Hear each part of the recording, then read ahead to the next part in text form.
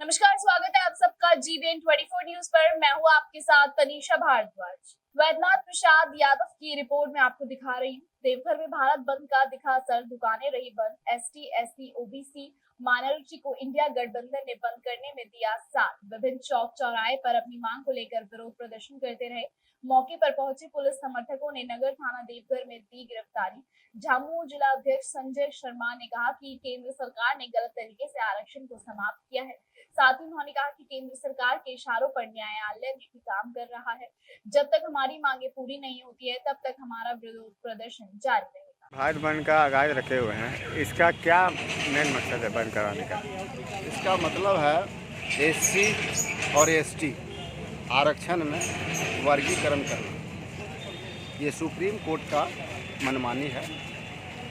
SC ST में वर्गीकरण करना, आरक्षण में उप आरक्षण लागू करना 340, 341 अनुच्छेद के खिलाफ।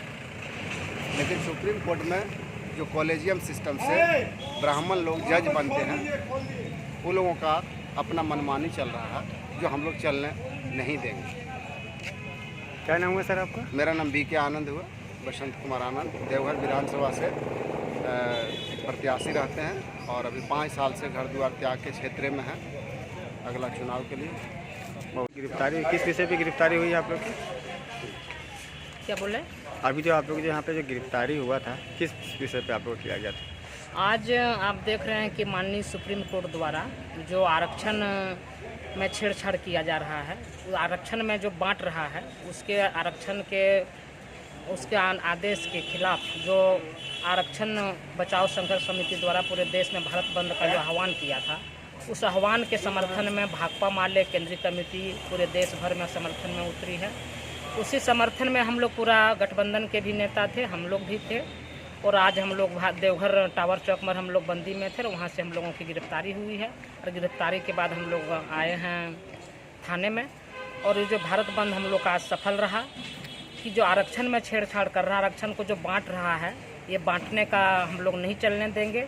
आरक्षण जो एससी, एसटी, ओबीसी को मिला है वो चलेगा। और बाबा साहब के संविधान प्रदत्त जो आरक्षण है वो लगातार चलते रहेगा, इसमें कोई छेड़छाड़ हम लोग नहीं सहेंगे। इसी आरक्षण के बचाव के ये समर्थन में हम लोग बंद में उतरे थे और अगर गिरफ्तारी में हम लोग थाने में आए हैं। कितने लोग की गिरफ्तारी हुई है? अभी तो लिखा रहा है 100 से हमको लगता है 500 के करीब लोग हम लोग वहाँ थे, पूरे शहर में लोग घूम रहे थे। और अभी गिरफ्तारी होगी, यहाँ पूरा संख्या आपको मिल जाएगा। हम लोग अभी थाने में गिरफ्तार हैं। गिरफ्तारी किया गया है, क्या मांग लेकर? अभी हाल के दिनों में माननीय सर्वोच्च न्यायालय ने एक आदेश पारित किया है कि जो आरक्षण प्रणाली देश का उसको वर्गीकृत किया जाए।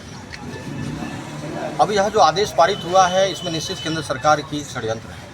उन्होंने हमारी पक्ष को ढंग से रखा नहीं, जो व्यवहारिक पक्ष हमारा है उसको रखा नहीं।